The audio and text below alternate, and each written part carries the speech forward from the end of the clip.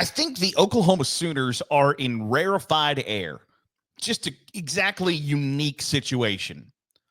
That's not a unique situation anybody actually wants to be in, or rarefied air that anybody wants to be floating in. But if you're trying to keep on the sunny side, that's a way to look at it. Oklahoma quarterback John Mateer had surgery on his throwing hand and is going to miss extended time. For the Sooners, he will be back at some point, their head coach Brent Venables says. But will the damage have already been done? Too much. Will the hole have been dug too deep for John Mateer to pull the Sooners out of? That's the question. I think the answer to that question is yeah, probably. Now, they do get some benefit that this coming Saturday, the Sooners are off. Don't have a game to prepare for. Don't have to worry about a game being in the next couple of days where they've got to get somebody ready, Michael Hawkins, to get ready to keep their what has been a fantastic season thus far alive.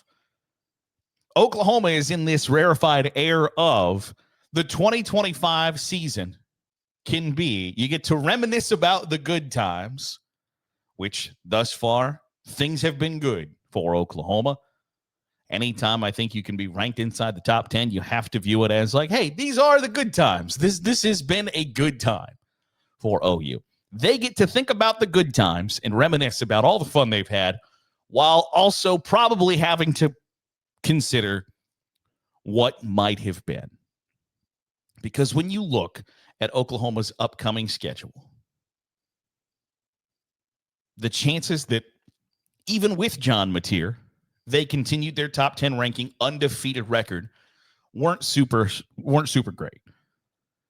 But they are in a somewhat decent spot with the idea that they have a bye week this Saturday and then they play Kent State the next Saturday. So if John Mateer is to miss 3 weeks, 4 weeks, 5 weeks, it can be mitigated because the chances that Oklahoma loses to Kent State, that doesn't feel super high to me. So you come off a bye week and then you get Kent State. If he's only going to miss 3 weeks, which feels extremely optimistic would be a nice way to put it. That means he would only miss a real barn burner against Texas in the Cotton Bowl, which is still, if you are an Oklahoma quarterback, of the games you don't want to miss, that probably tops the list. But then you look at the rest of OU's schedule and you see a lot of team names with a lot of numbers next to them.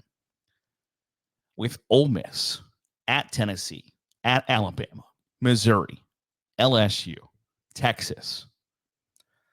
It's quite the gauntlet for Oklahoma to have already been tasked with tackling.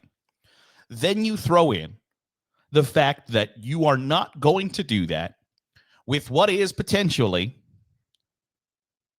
the best quarterback thus far in the country. So, Oklahoma fans can think about the good times. They can think about the win over Auburn. You can think about the game that maybe shouldn't have been won, but was.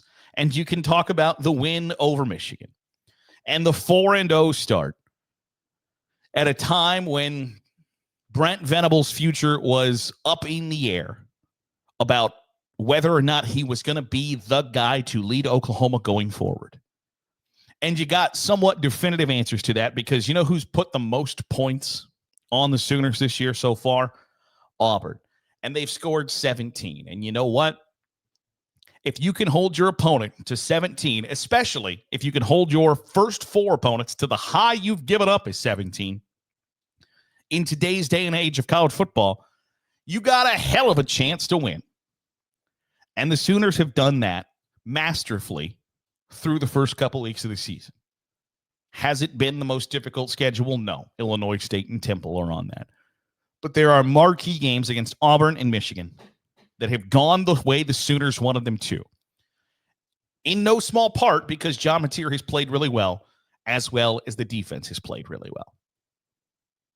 But if he's going to be unavailable, is Oklahoma good enough to get through however long he's going to be out? And I think you have to hope and pray that it is at most a month. It is at most 4 weeks, which includes the Kent State game and the bye week, and would only be a game against Texas and at South Carolina. If you hope and you pray that he only misses 4 weeks, which is 3 games ultimately, that might be enough to not have to worry about the what might have been for the 2025 squad if John Mateer didn't get hurt. And it's one of those things that sometimes it can be a good thing that this happens. For instance, my high school, not when I was there, but my high school, the basketball team got as far as it had ever gotten in the Ohio high school basketball tournament in 2020. And the season got canceled before they could play the state tournament, before they could play and decide who was going to win the state championship. And there are a bunch of people from my hometown who talk about what could have been, what might have been, etc.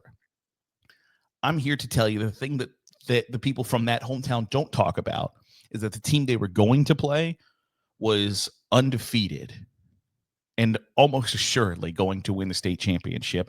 And that team, the next season, actually ended up playing in the state championship game. And they were better the year before they played in the state championship game. But because the season got canceled, it is a what might have been. And sometimes what might have been beats the brakes off of, holy God, what would have happened if? And so it can be a double-edged sword, because if John Mateer was available for all of these games and Oklahoma falls off the wagon or the offense hits a rough patch and they end up going 7-5, you don't get to dream about what might have been.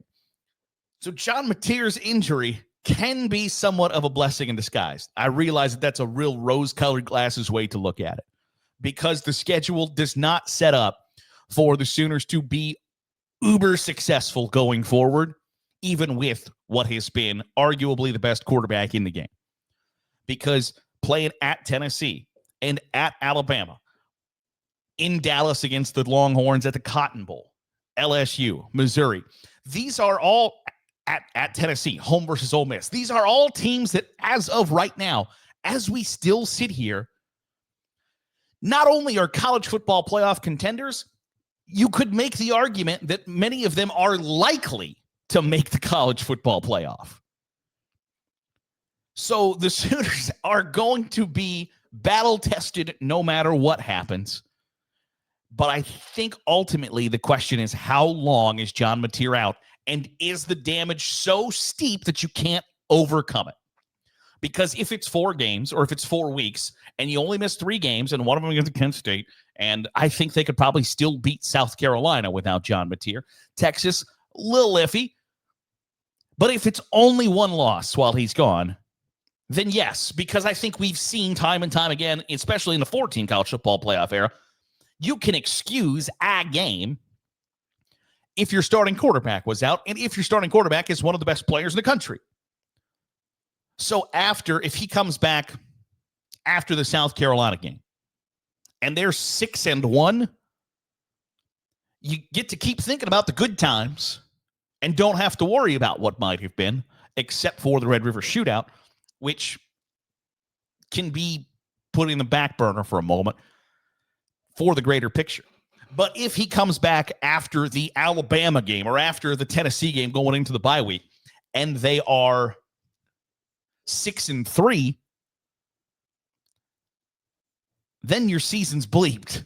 It's over, and you get to think about what might have been. I don't think this is a blessing in disguise, no matter how you try to paint it for Oklahoma, because I've told you coming into the season, I thought that they could be a playoff caliber team, that they had maybe not enough playoff caliber talent, but I believed in Ben Arbuckle. I believed in John Mateer, that they could vault themselves, play so incredibly well that OU was hard to beat. But now without him, you got to figure out a way to win that is probably almost exclusively with your defense. And that's not to knock Ben Arbuckle, not to knock Michael Hawkins Jr.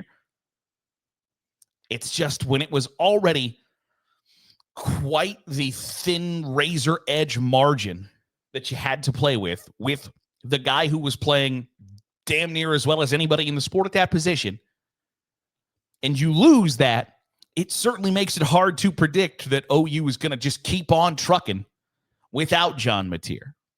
It's a tough spot to be in, and I don't envy them, because sometimes recognizing the good old days are the good old days sucks. And sometimes the good old days is only a 4-week stretch where you started the season off 4-0. And then you move into what might have been. I hope for John Mateer's sake, I hope for college football's sake, that it is an incredibly short absence and that he gets back on the field. I enjoy watching the guy play. And I hope he gets back quickly, because if we want, I don't want to sit here and think about what might have been. It's fun to talk about, ultimately, what were the turning points of the 2025 season after the fact. During the season, I want to talk about the best players, the best teams. And I think in some aspects, Oklahoma, and especially John Mateer, can fit that bill. But I just hope the damage isn't done so much, so big, so deep that hole's too big to climb out of. But we'll see how it plays out over the course of the coming weeks. That'll do it for today's episode of the Daily Huddle. Appreciate you making us a part of your day, however it is, wherever it is you're doing so. If you're watching on YouTube, hit the subscribe button. Make sure you get all the great college football content we're pumping out. If you're listening on the podcast feed, drop a 5-star review. It goes a long way in helping out the channel. I'll see you tomorrow for another episode of the Daily Huddle.